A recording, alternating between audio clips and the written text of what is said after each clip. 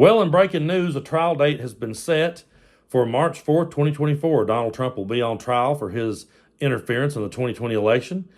And there's a lot of people excited about this. I'm not going to hold my breath just yet because I do realize that trials gets delayed all the time. But originally, Jack Smith had asked for January of 2024. Trump's attorneys had asked for like April of 2026. And they decided on March 4th, 2024. Now, some of y'all will say that this is unfair to Trump and blah, blah, blah. I'm going to go a step further. I'm going to say that Trump shouldn't even be allowed to be on the ballots. He should be disqualified for running for president until this is all sorted out. For those of you out there who disagree, and for those of you out there who loves to quote the Constitution to me all the time and brag about how you're constitutionalist and you value the Constitution more than anything in the world, that I'm going to read to you from Amendment number 14, Section 3.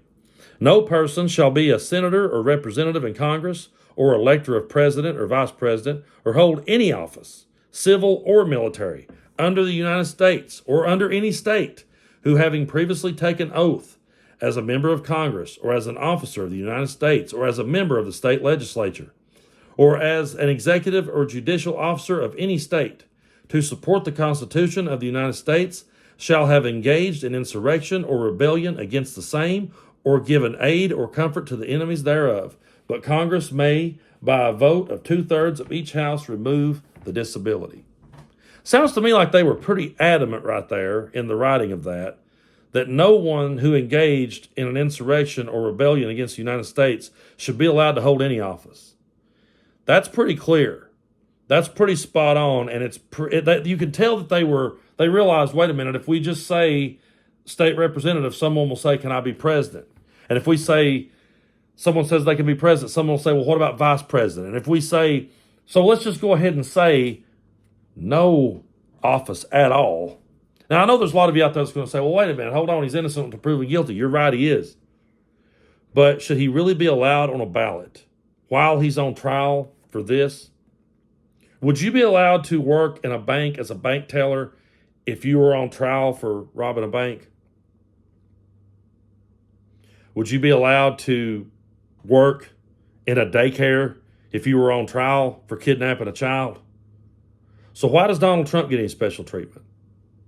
Why should he ever be allowed on any ballot until this thing gets cleared up? And yeah, if he's proven not guilty and found not guilty, fine, run for president, have at it.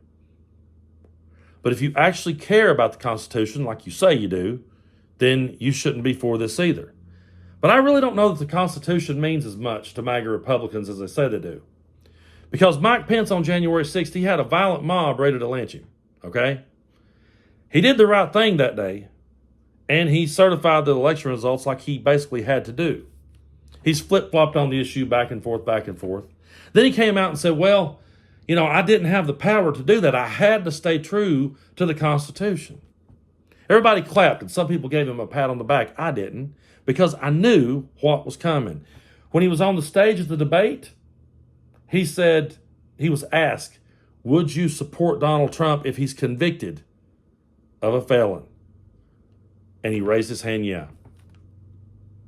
The man who was almost lynched.